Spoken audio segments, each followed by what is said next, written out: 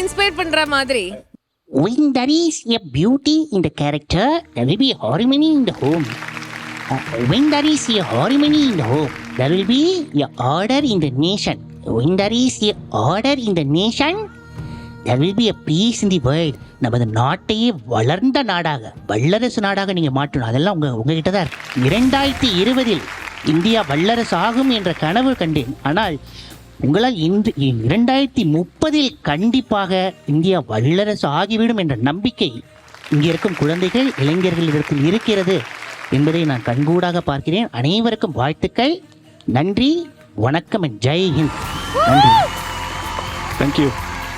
ஆனால் இன்றைக்கும் எனக்கு ஞாபகம் இருக்கணும், ஒரு 10 years பேக் எம்எஸ்வி ஐயாவுடைய வாய்ஸில் படும்போது சித்ராமா தான் முதல்ல கைத்தட்டி பாராட்டினாங்க. 2 lines மட்டும் மேடம்.